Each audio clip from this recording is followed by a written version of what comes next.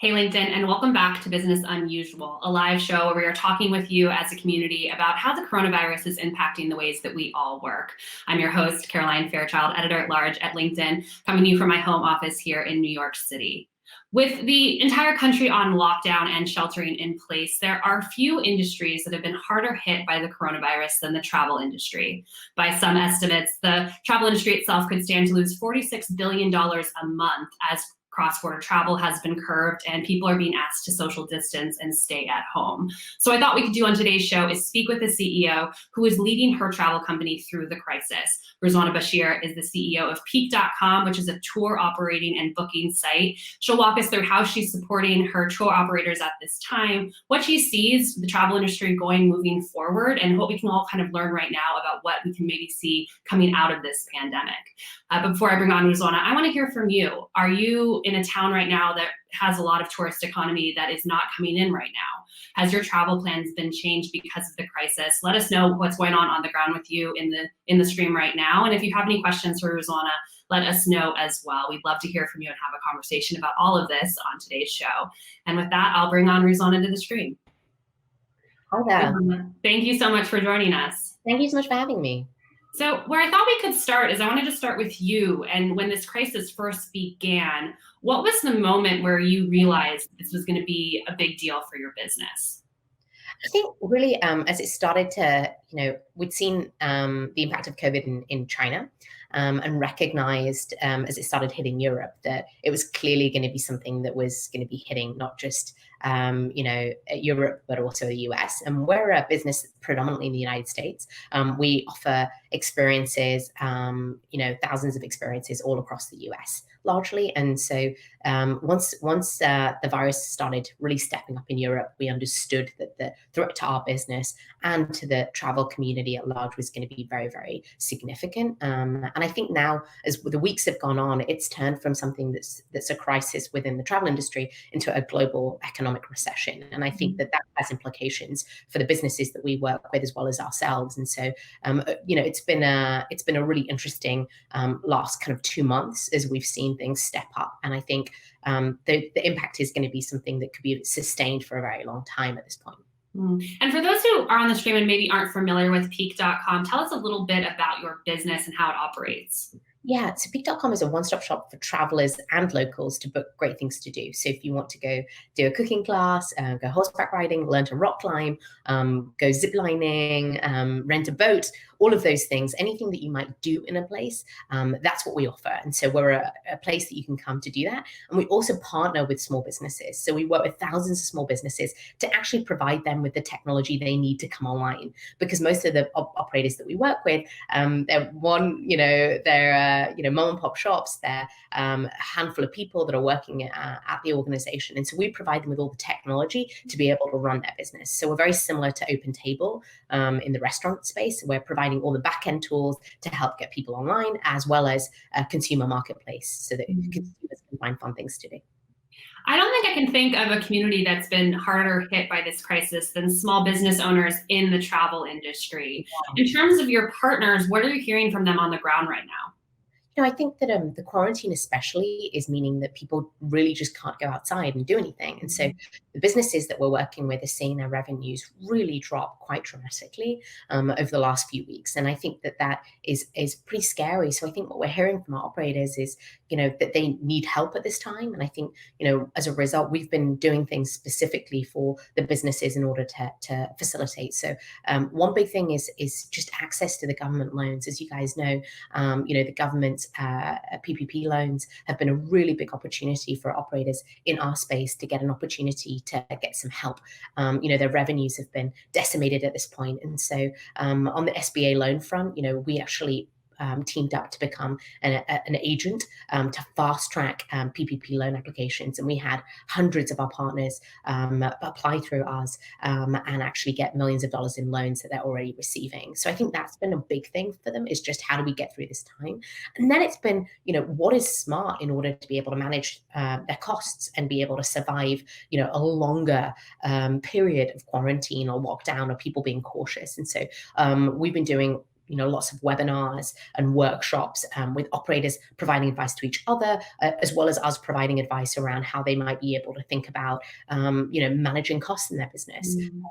How do they think about, the issues that they're having with their team. And so we've got a huge COVID-19 resource hub that's updated on a daily basis that we're providing to our businesses, as well as these webinars that are happening all the time. And so it's through these kind of mechanisms, which is kind of tangible help. Here's a loan application that's going to be fast tracked and you're going to be able to get money in the bank so that you can get through this time, as well as here's the advice about how to remove some of those fixed overheads that you might have in order to help you get through a protracted crisis. So those have been the main two things that we've really focused on. I think a third piece is, as things come back, we've got to remember that we're a business that actually already had quite a lot of local bookings. So about a third of our bookings on average came from locals, people kind of looking to do fun things with their family, close to home.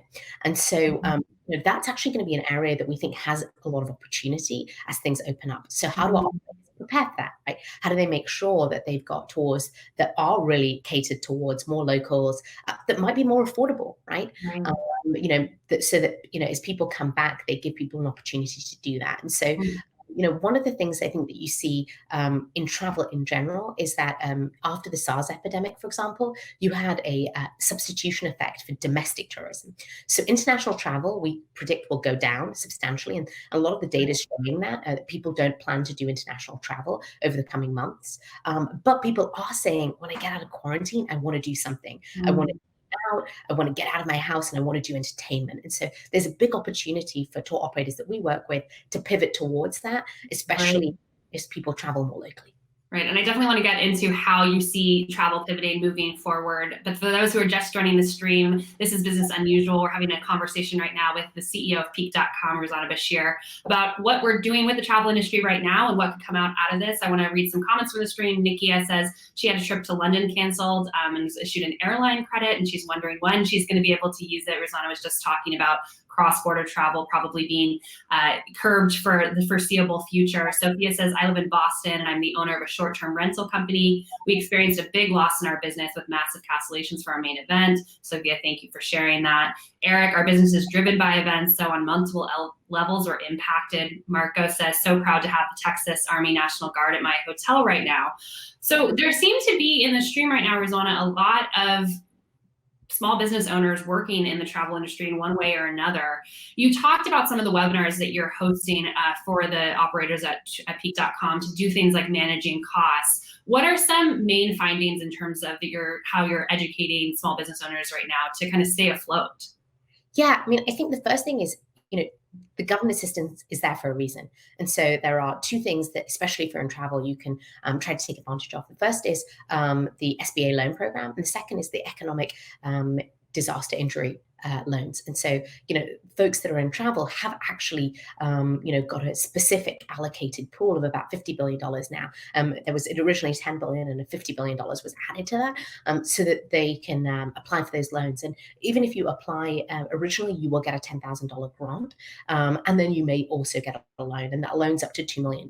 And so, that's something that we're advising our operators to do, because that's $10,000 that's in your pocket then.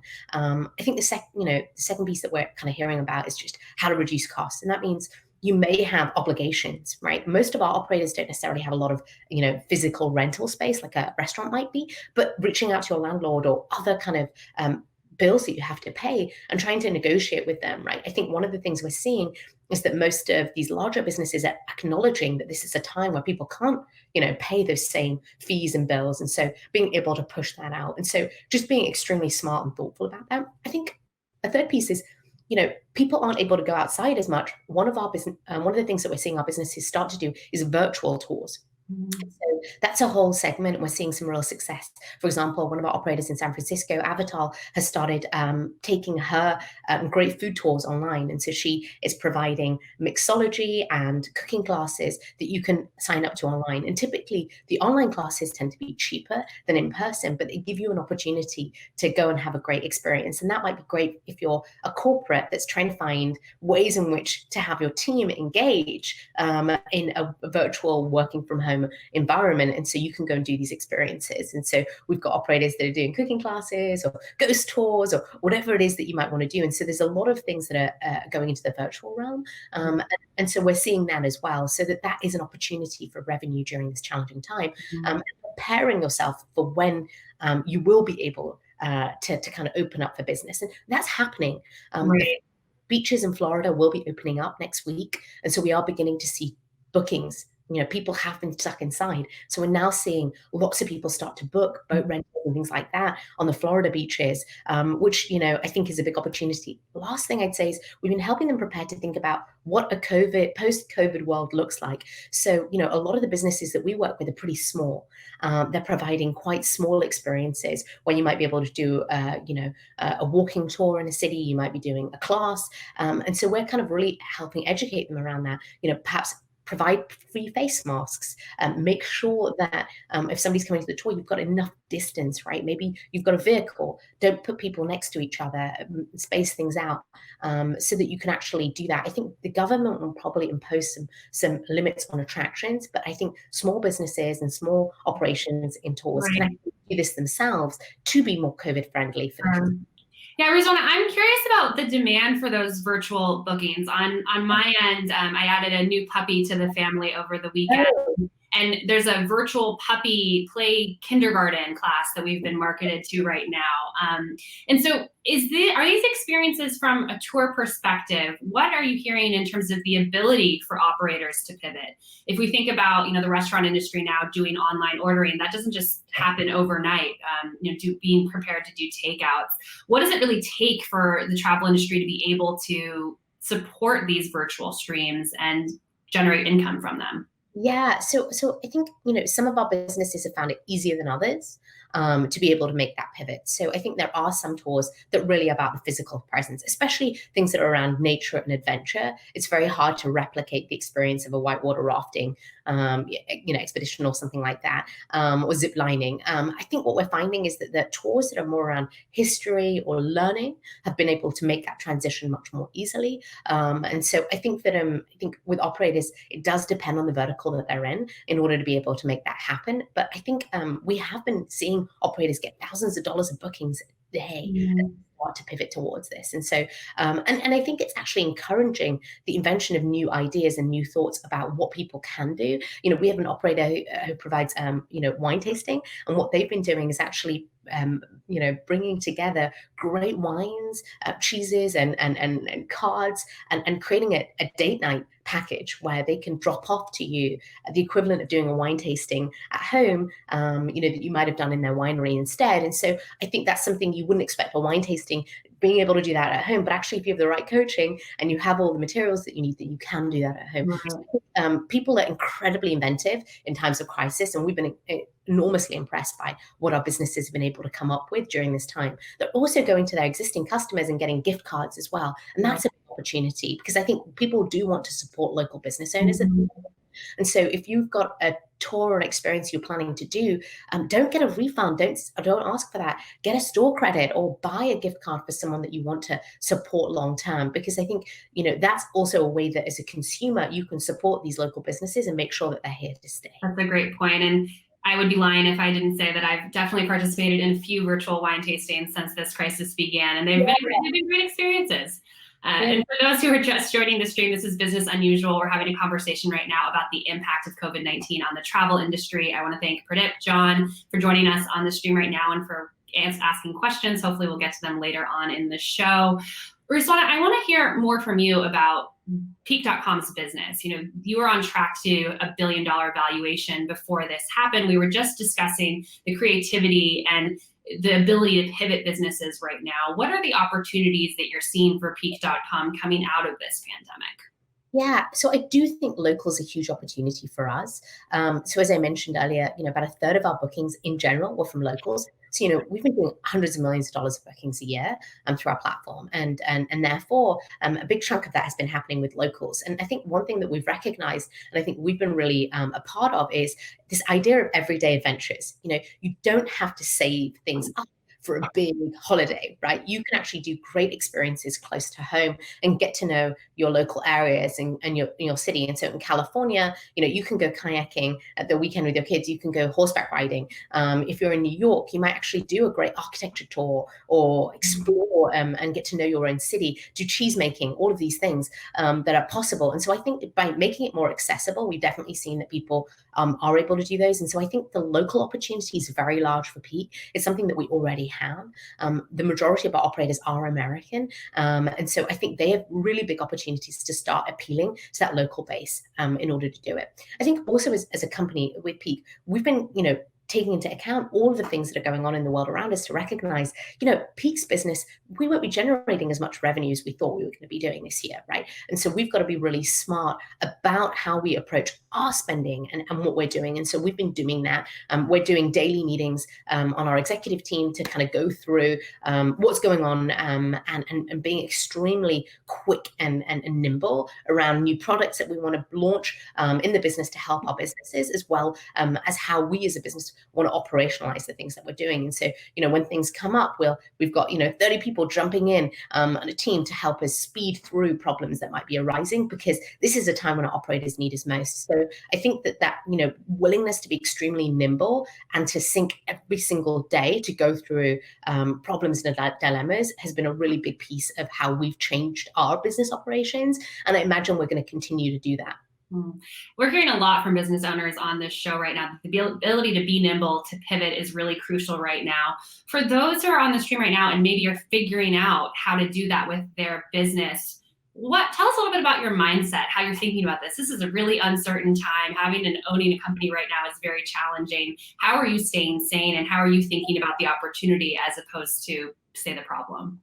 Yeah, I think that often most of this, I think often is the anxiety of it all, right? The uncertainty. And I think we've just got to accept the fact that we're in an uncertain time in the world, right? And so I think, what we've done is really done scenario planning based on 3 different outcomes that we think could be there, right? So rather than trying to figure out exactly what's going to happen, I think planning and saying, okay, well, there are 3 or 4 different things that could happen. Let's lay out those trajectories and what happens in those scenarios, right? What are the risks to our business within the context of those, right? So, scenario A might be your most positive one. It's the one where, beaches are beginning to open up in Florida. May 15th, New York should be coming out of a lockdown. What happens? There's a domestic substitution effect. More people are wanting to do things locally. Great. That's what that looks like. And then you're looking at things like C and D, where you're kind of looking at what happens if this comes back, right, in the fall, which is something that is a big concern. What happens if people aren't able to come out of their houses? What happens with the economy and unemployment? And so I think as you kind of create these different scenarios, you can look at the risks associated with them and plan for them. And I think cash flow is the most important thing to look at. It's so easy as a business to start looking at other things. This is not the time for you to be worrying about anything but cash flow, because what you want to do is make sure you've got enough money in the bank to get through any of those scenarios, and they may require changes. And so you can kind of create your own milestones and trigger points to say, if this happens, then this. And so I think that kind of planning can help you get rid of that fear of the uncertainty. What if the really bad stuff happens? Okay, well, if the really bad stuff happens, I've still got a plan, and that plan still gets me through the crisis. It might make some changes that I might not like. It might be difficult, but those are the things that we have to do. So I think that's how I've been managing it, which is rather than being fearful of the uncertainty, look at it in the face and see what you would do and plan in advance so that you're not caught off guard. Right. I was going to ask you, I know that you were working in finance before starting Peak.com, and I was going to ask you how that helped shape your experience, but it sounds like you're focused on cash flow. Anything else from your financial background that you kind of feel has helped you lead Peak.com right now?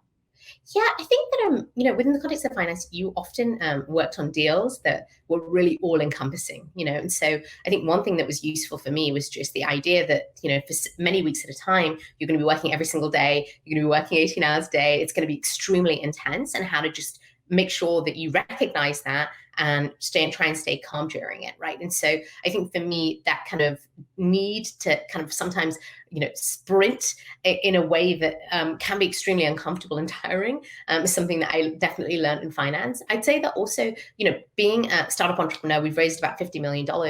It's not been smooth sailing necessarily. There's been challenges in the business. And so some of those have also taught me some resilience. And I think lots of small business owners have gone through challenging times before. So now it's just a matter of the mindset of what are the opportunities available to you. And we will get through this as a society. And I think a lot of small businesses can get through this as long as we're providing, the government's been doing a lot around government assistance. I think that's a huge opportunity to help. And I really would take advantage of that if you're a small business. And then it's a matter of making some choices. And I think, unfortunately, some people will not get through. But I think, you have in America an incredible entrepreneurial spirit, and people are extremely driven. And so now it's just about us supporting these local businesses as much as we can. And as businesses ourselves, just being able to plan for everything and recognize what matters, because it can be easy to get distracted by the small things when the big things are don't run out of money, and make sure that you are planning for all the different circumstances that could get there, rather than being shocked when you arrive at something like a second lockdown because the virus starts to kind of rise again. We may have opened up too early. You mentioned earlier on in the stream that you have become an agent for some of these loans and have been able to get some of your operators the money that they desperately need. I'm curious, what was the process like to become an agent, and how has that been going? Yeah, so we actually partnered with another company called Womply in order to do that. And so they provided a lot of that kind of loan technology. And we just kind of said, hey, look, it's really important for us to do that. It's important for us to have fast track access, and lots of customer support, because what we were hearing from businesses is, I'm trying to get hold of my local bank and I can't get hold of them. Their lines to be able to get on the phone with someone are hours long, or, I don't have an existing banking relationship that's providing an SBA loan. And yet if I go to a new bank, they're saying, hey, we're only offering this to our new, to existing customers. And so we realized that our operators were really struggling with that. And so we partnered with someone in order to be able to provide direct access to the SBA loan program, and 100 customer support people who are there to help them do it. We did webinars ourselves to give them coaching around how to go through an application process. So those were the things that we did, and our operators were able to receive millions of dollars of loans already. So I think that was the right decision, and that just meant we were being nimble. We've also been nimble enough to kind of recognize that there may be other options that aren't just about the SBA loan programs, but other options that are out there now that are very cost effective for businesses to get through this. So we've been offering those as well. I'm going to go ahead and take some questions from the stream now. We have one from Pradeep who says, this is unprecedented, but with every major problem, there will be solutions and opportunities for new players. What do you see as opportunities coming out of this? Yeah, so I think there's a huge local opportunity. So for the businesses that we work with, I think many consumers are going to be cautious of going to a music festival or even a movie theater or a play where there's a lot of people in one place. I think we've also been stuck in our homes. And so all of us are recognizing the benefits of nature, of being active and outdoors. And so I think that in the tours and experiences arena, that's a huge opportunity for more consumers wanting to do things. And I think that when people aren't going to be traveling abroad, I think there's a lot of domestic, smaller towns and cities that are going to have an opportunity to get more tourism, right? And I think that that's where I think our operators and our business has to lean in, is to say, okay, well, if you're American and you're canceling that trip to Italy, but you still need to do something with your family, your family's been cooped up inside for months, how is it that we make it really accessible and easy and safe for you to go out and do these things? And I think that's around, tours that have, 10 or 20 people on them, that have safe distancing, that get you outdoors. I think those things will see huge opportunities. And so that's where we're going to lean. We're going to give our operators, a lot of guidance on how to do that as well, because the marketing to a local is quite different to somebody who's a tourist. Today, over 90% of the business, the bookings that we get are from Americans anyway. I think we'll be able to really take advantage of that as things step up and make sure that it's a safe environment for people to do great things. I think that's such an interesting point. I mean, I'm here in New York City, and I feel like there are tons of experiences here in my backyard that I have not taken advantage of. And coming out of this, it'll probably change a lot. Like you're saying, the local experience and the local opportunity is huge. So thanks for sharing that. Let me see if there's more questions here in the stream. One from John saying how he's asking about how destination preferences will be impacted. We hit on that a little bit, John, with focusing more on the local. Bala is asking you to take out your crystal ball a little bit here, and she's asking, how long do you feel it will take for the airlines to come out of this slump back to their pre-coronavirus days? How dependent are they on the tourism industry? I mean, I think they're not just dependent on tourism; they're also dependent on business travel.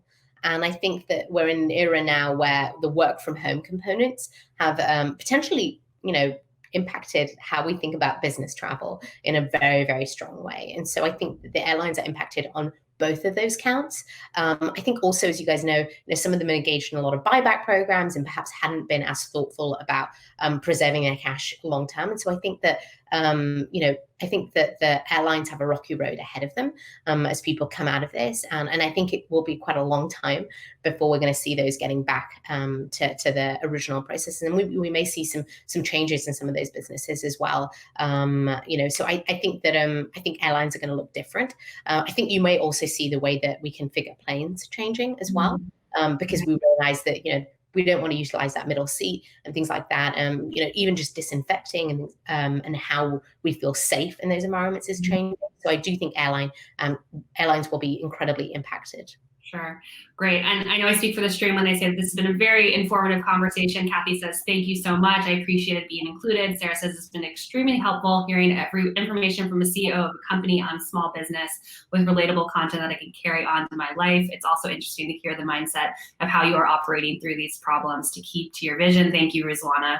And Sarah says, true entrepreneurs know how to pivot. Travel will be back, but for the meantime, we need to make up for our lost income. Ruzwana, before I let you go, for the tour operators that are maybe joining us, or for the small business owners, any parting advice for them as we try and get through these uncertain times? Yeah, I think that the last comment was very apt. This will come back. We've been traveling and wanting to go and visit interesting places for different reasons for thousands of years. People, it's such a, there's been this big trend of consumers recognizing that experiences matter more than products, right? And they make us happier. And so that is not going to go away. I think what now we're seeing is this kind of, we've all been locked up and probably want to do things more, even more so than before in the next couple of months. And then I think the trajectory for travel, international travel, I think it's going to be lower, right? I think you're going to look at 2020 for international travel to be going back to the kind of original ways we were seeing it. But there's a big opportunity for smaller places to be able to take advantage now and to appeal to American tourists and make sure that people recognize that, there are incredible places in the US. There's great state parks. There are opportunities to visit incredible cities that you might want to do now that you hadn't considered before. And I think there's a huge amount of nature and outdoors in the US as well. And so I think that you're going to get an opportunity to see some really incredible US destinations, smaller places, as people kind of don't want to go to the big same sites that they before, and looking at these smaller places. And so I think there's an opportunity for us to rediscover all of these great gems that we have, both under our doorstep at home, as well as is in our country. And I think that's an incredible opportunity. So I think it's now just about getting through the storm. It will come back, and there's a huge amount of opportunity on the other side. Now it's just a matter of getting to that and being willing to make some tough decisions in the meantime. All right. Well, Ruzwana, thank you so much for joining us. The reimagining and rediscovering of America, I think, is a great note to end on. Thank you so much for joining us on today's show. Thank you. Take care. That was Ruzwana Bashir. She's the CEO of Peak.com, talking us through how she thinks we're going to see a lot of more local tourism happening, where you're staying in your backyard as opposed to traveling, and how she's navigating Peak.com through this entire crisis. I want to thank her for coming on today's show. If you have more interest in what's going on with the travel business and with the travel economy, our editor-in-chief, Dan Roth, will be sitting down with Airbnb's Brian Chesky this Wednesday at 4 Eastern. So be sure to check out the LinkedIn editors page then for a look at that conversation. This is Business Unusual, a live show where we're talking to you about how the coronavirus is impacting the ways that we work, every weekday at noon. Tomorrow, I'll be sitting down with some experts from McKinsey to talk about how the coronavirus is acutely impacting the Black community. So be sure to join us for that conversation as well. I'm Caroline Fairchild. Thank you so much for joining us.